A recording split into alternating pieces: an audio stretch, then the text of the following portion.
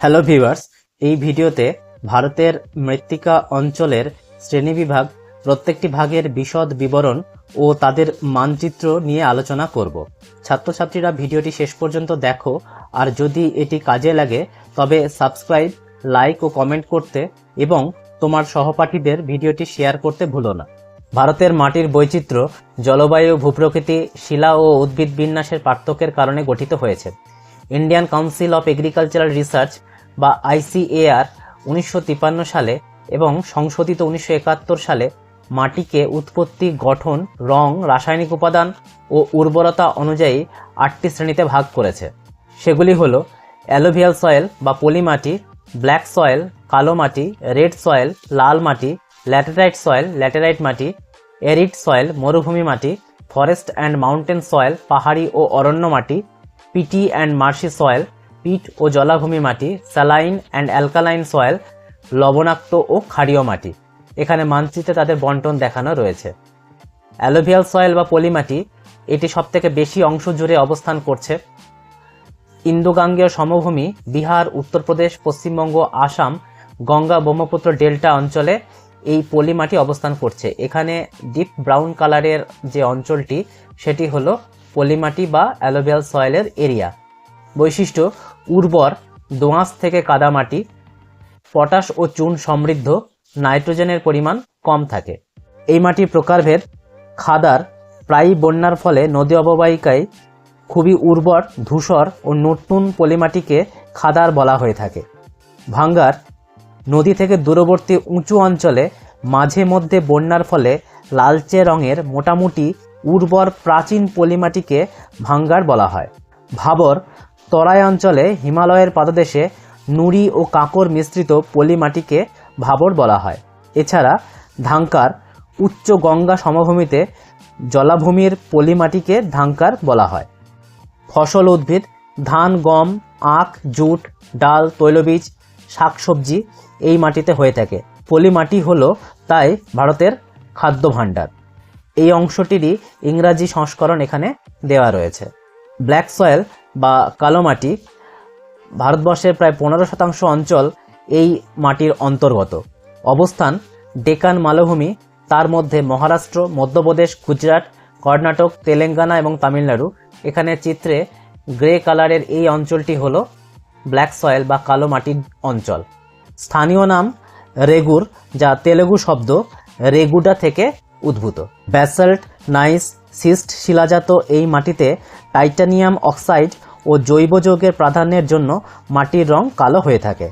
বৈশিষ্ট্য: কালো কাদা মাটি, উচ্চ জলধারণ ক্ষমতা এবং ক্ষারীয় প্রকৃতির। ফসল উদ্ভিদ: তুলা, সয়াবিন, সূর্যমুখী, অড়হর, জোয়ার, গম সেচ কার্যের মাধ্যমে এই মাটিতে চাষ করা হয়ে থাকে। তুলা চাষ সবচেয়ে ভালো হওয়ায় একে কালো তুলা মাটি বা ব্ল্যাক কটন সয়েলও বলা হয়ে থাকে। চারনোজেম মাটির মতো এই মাটিও খুব উর্বর। লাল মাটি বা রেড সয়েল, এটি প্রায় 18% এলাকা নিয়ে অবস্থান করছে। তামিলনাড়ু, কর্ণাটক, অন্ধ্রপ্রদেশ, তেলেঙ্গানা, উড়িষ্যা, ছত্তিশগড় নিয়ে এই রেড সয়েল অবস্থান করছে। এখানে রেড কালার দিয়ে যে অঞ্চলটি দেখানো হয়েছে এটি হলো রেড সয়েল বা লাল মাটি। বৈশিষ্ট্য: বেলে দোআঁশ, ছিদ্রযুক্ত, কম হিউমাস, লৌহ অক্সাইডের কারণে মাটিটির রং হয়ে থাকে লাল। ফসল উদ্ভিদ: মিলেট, চীনাবাদাম, ডাল, ধান সেচের মাধ্যমে এবং কয়েকটি প্রজাতির ফলেরও এখানে চাষ করা হয়ে থাকে।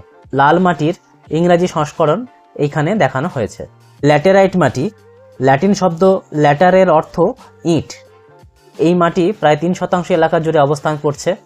পশ্চিমঘাট, উড়িষ্যা, পশ্চিমবঙ্গের পাহাড়ি অঞ্চলে এই ল্যাটেরাইট মাটি লক্ষ্য করা যায়। চিত্রে অরেঞ্জ কালারের মাধ্যমে দেখানো হয়েছে। উড়িষ্যার কাছাকাছি এখানে পশ্চিমঘাটের এইখানে লক্ষ্য করা যাচ্ছে এবং পশ্চিমবঙ্গের পাহাড়ি অঞ্চল ওয়েস্টার্ন পার্টে এইখানে রয়েছে এবং বেশ কয়েকটি অন্যান্য পকেটেও লক্ষ্য করা যাচ্ছে। বৈশিষ্ট্য: লৌহ ও অ্যালুমিনিয়াম সমৃদ্ধ, নাইট্রোজেন ও পটাশের পরিমাণ কম হয়ে থাকে। ফসল উদ্ভিদ: চা, কফি, কাজু, রাবার সেচ প্রয়োগের মাধ্যমে চাষ করা হয়ে থাকে।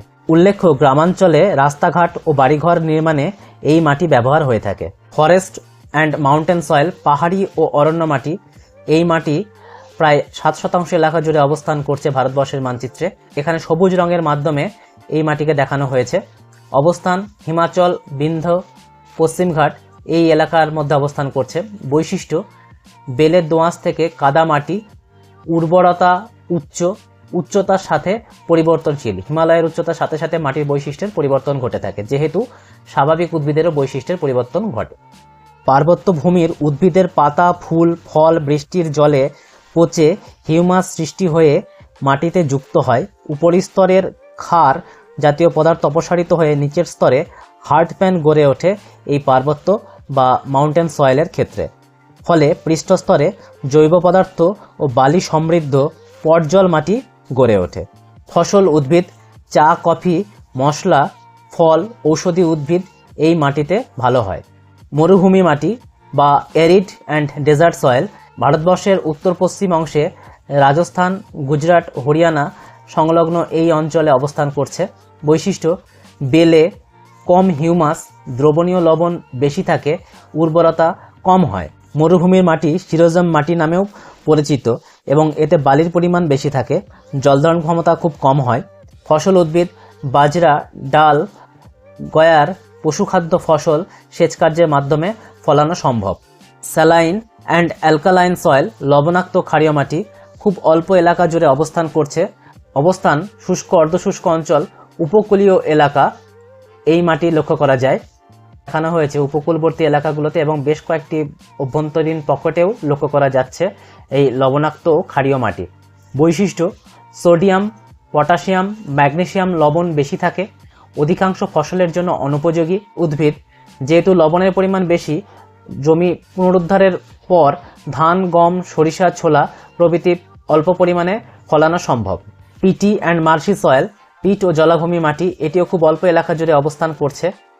পশ্চিমবঙ্গের সুন্দরবন, কেরালা এই সমস্ত জায়গায় পিটি অ্যান্ড মার্শি সয়েল লক্ষ্য করা যায়। বৈশিষ্ট্য: জৈব পদার্থ সমৃদ্ধ, জলাবদ্ধ, পটাশ ও ফসফেটের পরিমাণ কম হয়ে থাকে। ফসল উদ্ভিদ: ধান, পাট, শাকসবজি, জলজ ফসল এখানে ফলানো সম্ভব। ভিডিওটি দেখার জন্য ধন্যবাদ।